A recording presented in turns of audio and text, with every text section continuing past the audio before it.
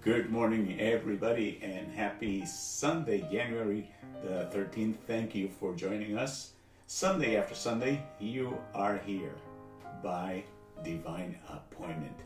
And we would like to remind you to, when you see there, right here on Facebook, those that little sign that says like or share, that to let us know that you are joining us by leaving us a comment and also a like, and also to share this message with your friends. You have no idea how many people you can bless by sharing the message that precisely they may need to hear just today. Everybody that hears this message is here by divine appointment.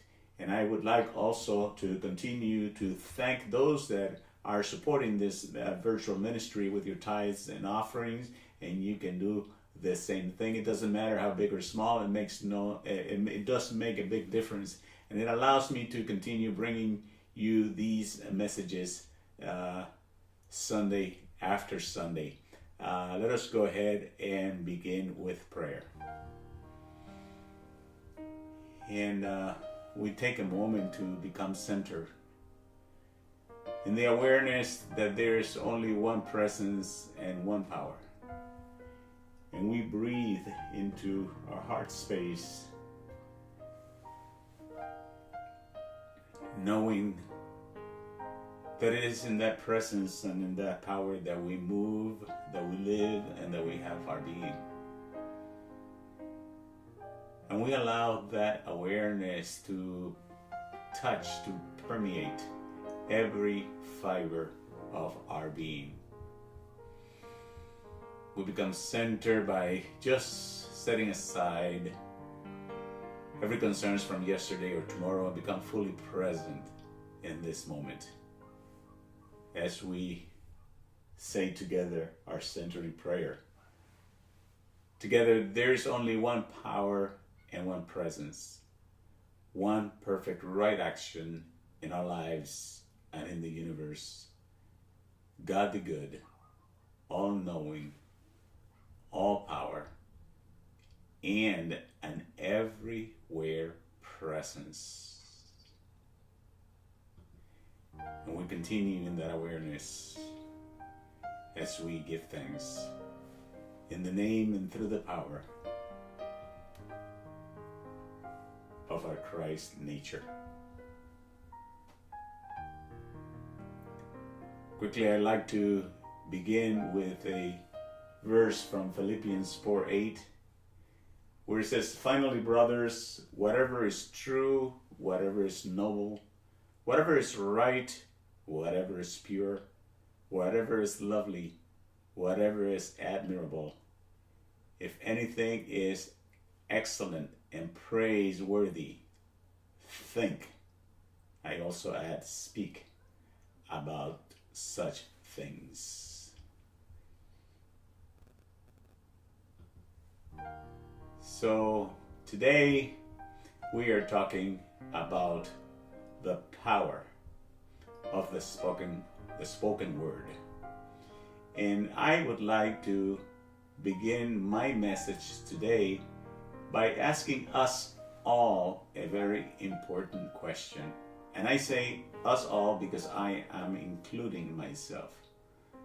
Like I like to say, I am in this journey as much as you are, and I have not been able to walk over Lake Okeechobee yet.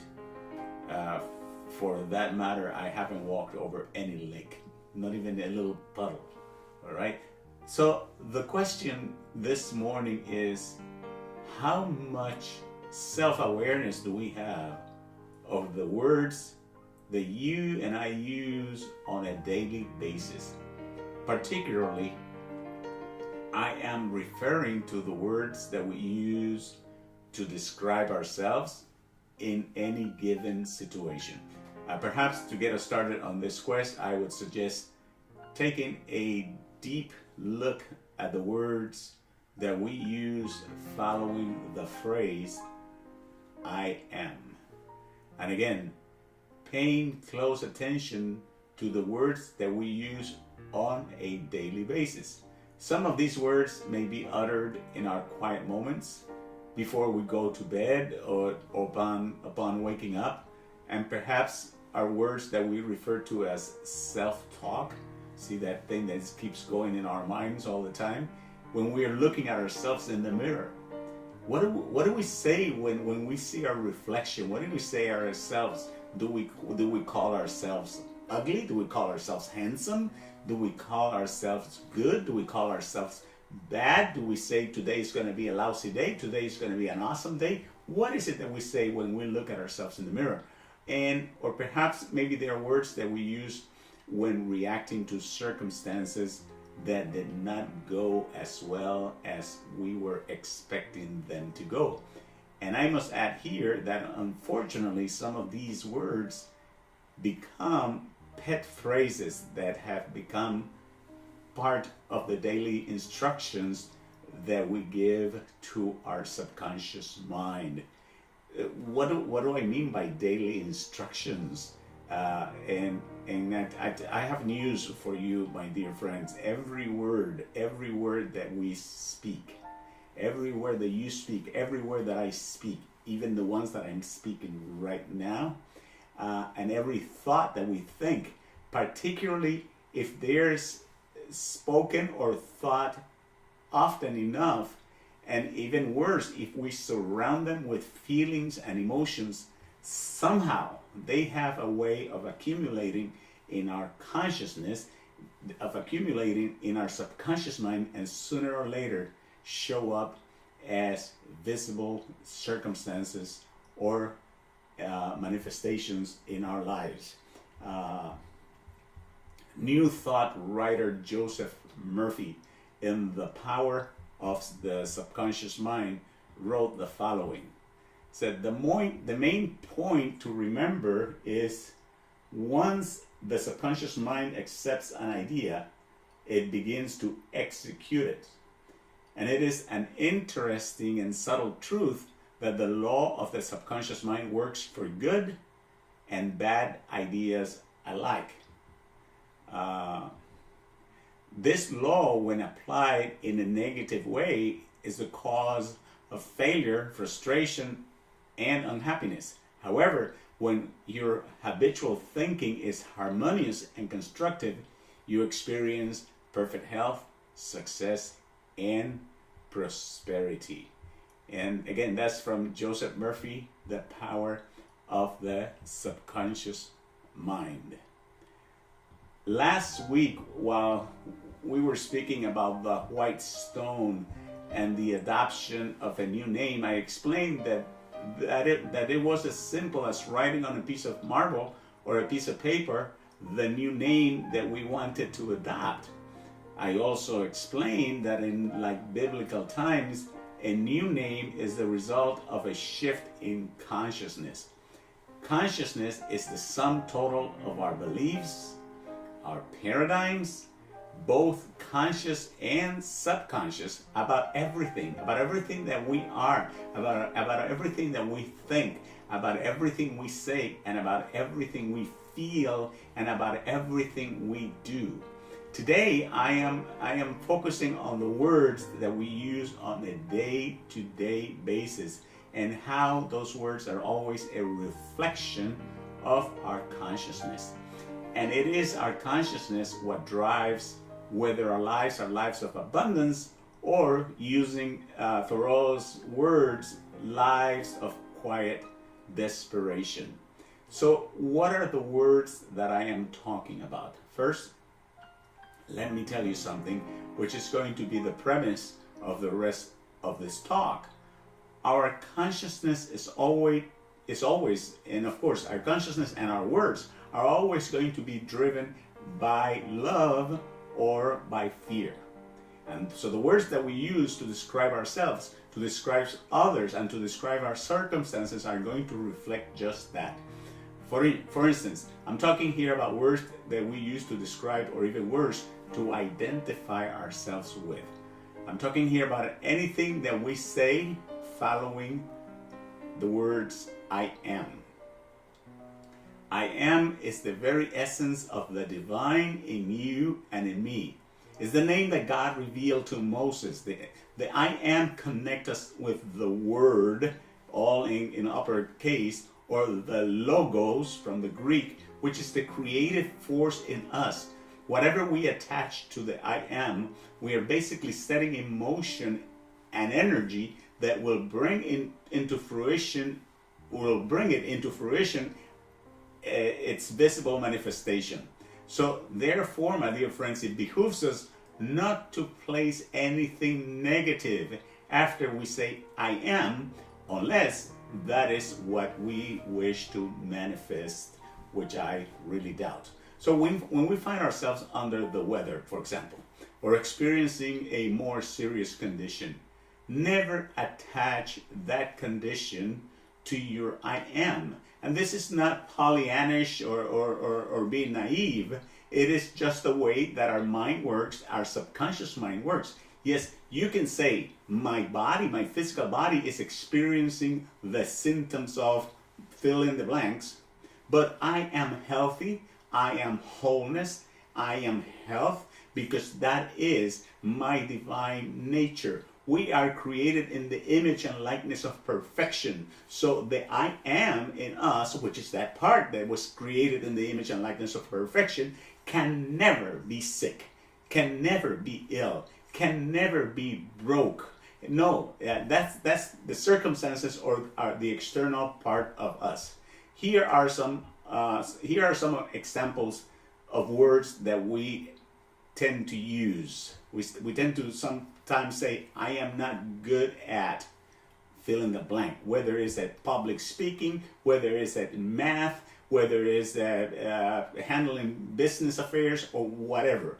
Or I am not good enough in X or Z or Y situation. Sometimes, we become a self-fulfilling prophecy by perpetuating our life story by repeating over and over phrases such as, something always gets in the way.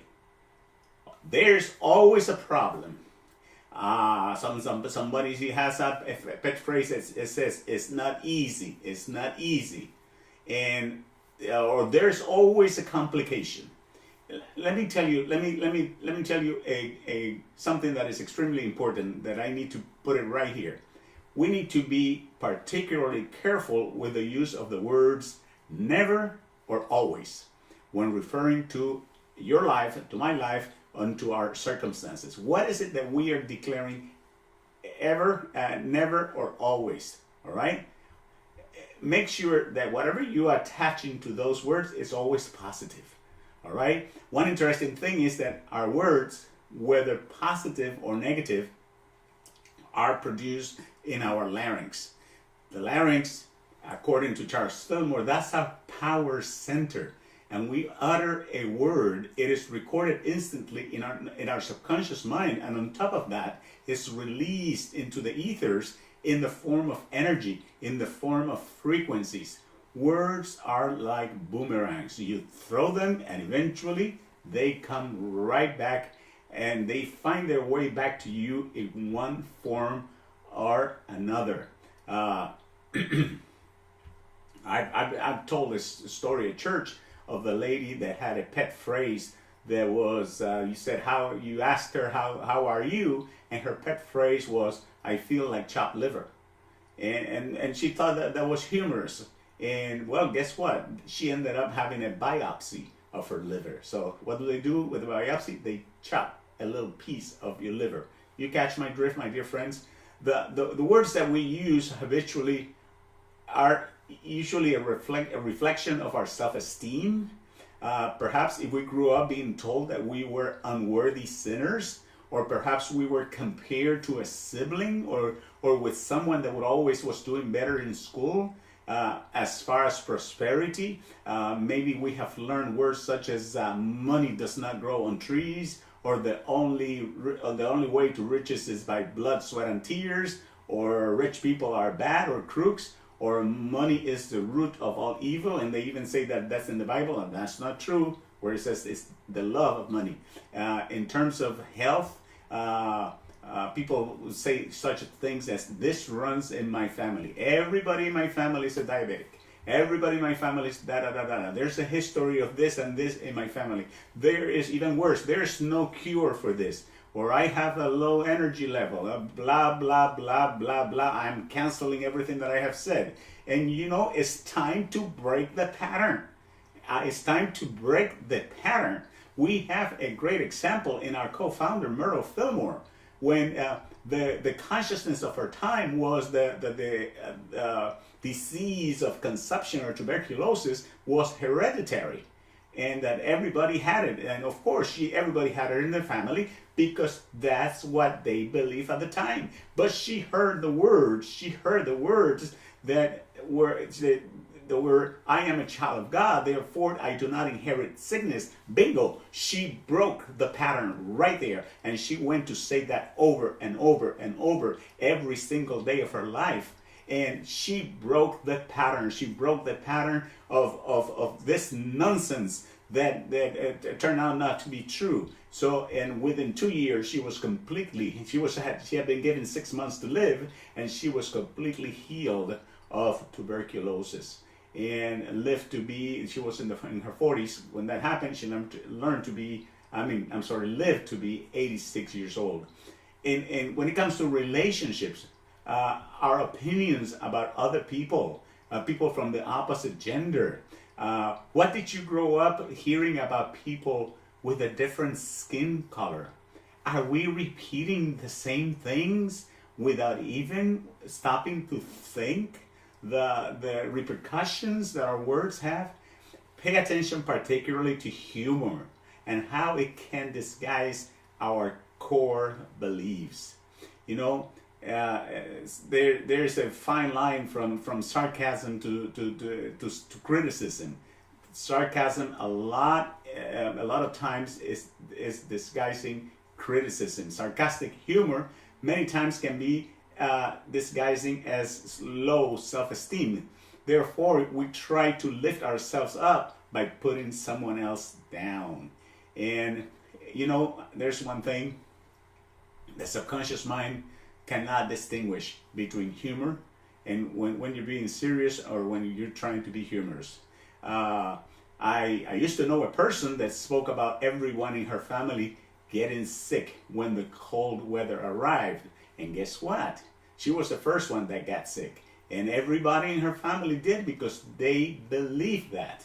It's time to break the pattern. In psychology, that is something called self-actualization. Is if after doing some serious soul searching, particularly if we find ourselves getting upset by the action of some other people or by a specific set of circumstances, and we are able to connect these type of situations with a traumatic incident in our childhood, we can become self-actualized by becoming self with uppercase actualized and declaring, you know, I am no longer a child, or that person is not my parent, and I am a child of God, and this has no power over me. I'm going to repeat that. You can say, I am no longer a child, or that person is not my parent, or I am a child of God, and this has no power over me. Let's take it a step further to this self, again, with capital S-E-L-F, Spirit, God, Divine, Christ, however you want to call it, and that is by being aware of your divine nature 24/7. Jesus used to say, I of myself can't do nothing. All right? And he gave all the credit of everything that he did to the Father. So being aware of our divine nature or self again with uppercase S, is actualizing or making it actual, bringing it to the present moment. We are freed from past programming. We break the pattern. We are free from unhealthy paradigms. We are free to express the inner splendor of our true divine self. I have some affirmations here for you. Let me see if I can get them on the PowerPoint. And those affirmations are the following. I want you to repeat them with me. It's I deserve to be prosperous. I deserve to be prosperous. Because I am a child of God. Because I am a child of God. I deserve to be healthy. I deserve to be healthy. Because God created me in His image. Because God created me in His image. I am intelligent because I share God's wisdom. I am intelligent because I share God's wisdom. I have joy in my heart. I have joy in my heart. Because the joy that God is my joy. Because the joy that God is my joy. I have faith during adversity. I have faith during adversity. Because with God, all things are possible. Because with God, all things are possible. Everything in my life is good. Everything in my life is good. Because everything in my life is God. Because everything is in my life is God.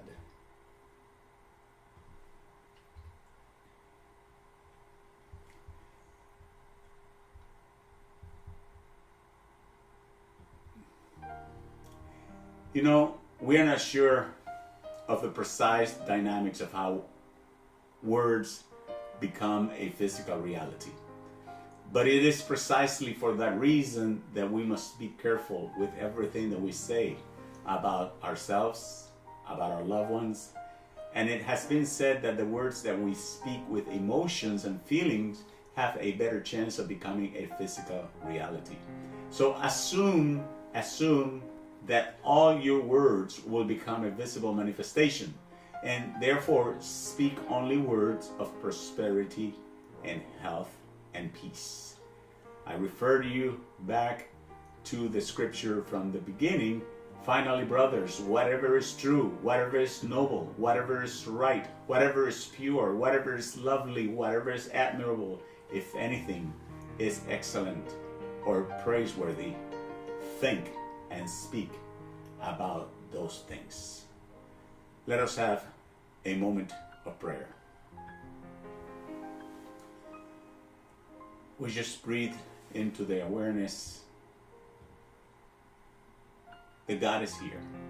I invite you to focus on the area of your heart, your physical heart, as you pray the words God is as you inhale, and the words I am as you exhale. Again, we inhale to God is, and we exhale to the words I am. It is from that awareness that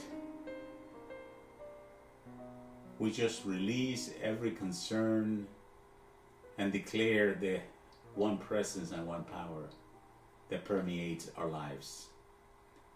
As we breathe in and out, as though God is breathing us and we are breathing God. There is no separation.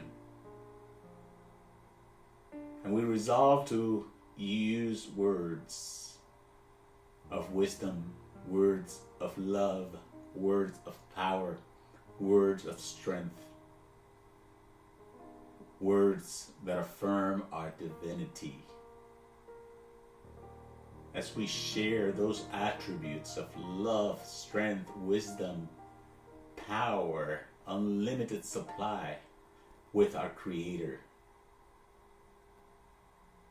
God is, I am. God is, I am. And we remain for a few moments in the silence.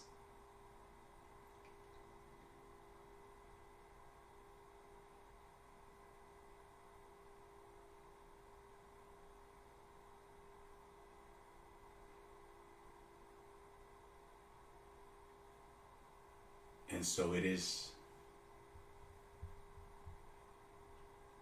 as we release this prayer into the universe, and it becomes law.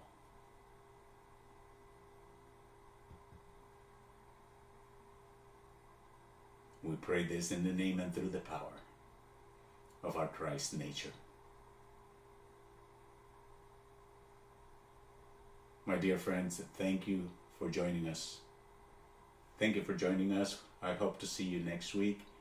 I'd just like to remind you to share this message and hit that like button or a comment or two, and that you have the opportunity to support our ministry. Thank you for joining us. And once again, like I like to say every Sunday, do not go through green lights, only go through clear intersection. God bless you. Have a happy week and an awesome time the rest of the Sunday. See you next week.